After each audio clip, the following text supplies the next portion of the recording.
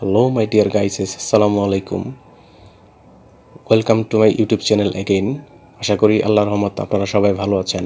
বন্ধুগণ, আজকের ভিডিওতে সিপ্রোফ্লক্সাসিন অ্যান্টিবায়োটিক সম্পর্কে আলোচনা করব, যেটি গনোরিয়া, ডায়রিয়া, অ্যাকিউট সাইনোসাইটিস, শ্বসনতন্ত্রের সংক্রমণ সহ অসংখ্য সমস্যার সমাধান করে।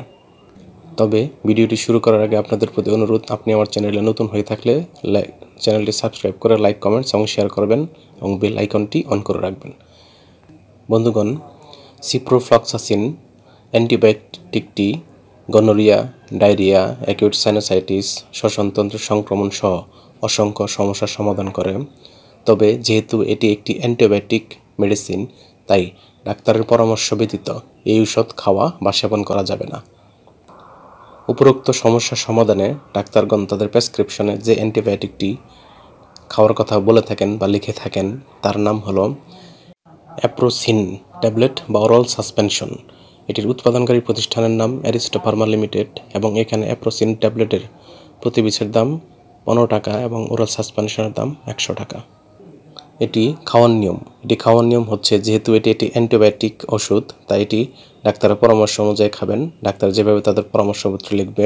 তবে সাধারণত প্রাপ্তবয়স্কদের ক্ষেত্রে সাধারণ মাত্রা 100 থেকে বা 150 থেকে 750 মিলিগ্রাম দিনে 2 বার, শ্বসনতন্ত্রের সংক্রমণের ক্ষেত্রে 250 থেকে 750 মিলিগ্রাম দিনে 2 বার এবং গনোরিয়া বা ডায়রিয়ার ক্ষেত্রে 250 থেকে 500 মিলিগ্রামের ট্যাবলেট দিনে 1 বার 3 থেকে 5 দিন সেবন করতে পারবেন এবং সেটি ডাক্তারের পরামর্শ অনুযায়ী। অন্যদিকে শিশু ও কিশোরদের ক্ষেত্রে সুপারিশযোগ্য নয়, অর্থাৎ শিশু ও কিশোরদের ক্ষেত্রে এটি না সেবন করাই ভালো বা দেওয়া যাবে না।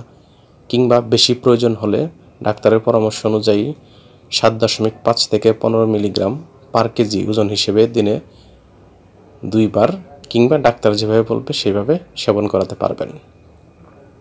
অর্থাৎ অ্যান্টিবায়োটিক ওষুধ ডাক্তারের পরামর্শ অনুযায়ী খেতে হবে এবং ডাক্তার দেখিয়ে খেতে হবে, এটি মাস্ট। এটি সেবনের পর বমি ভাব, ডায়রিয়া, তলপেটে ব্যথা, মাথা ব্যথা, ঝিমুনি, খিঁচুনি, ফুসকুড়ি ইত্যাদি পার্শ্ব প্রতিক্রিয়া দেখা দিতে পারে। গর্ভাবস্থা এবং স্তন্যদানকালীন সময়ে এটি সেবনযোগ্য নয় কিংবা এটি সেবন করা যাবে না, অর্থাৎ নিষেধ। ওষুধটি আলো তাপ থেকে দূরে 30 ডিগ্রি সেন্টিগ্রেড তাপমাত্রার নিচে সংরক্ষণ করতে হবে এবং অবশ্যই শিশুদের হাতের নাগালের বাইরে রাখতে হবে। ধন্যবাদ।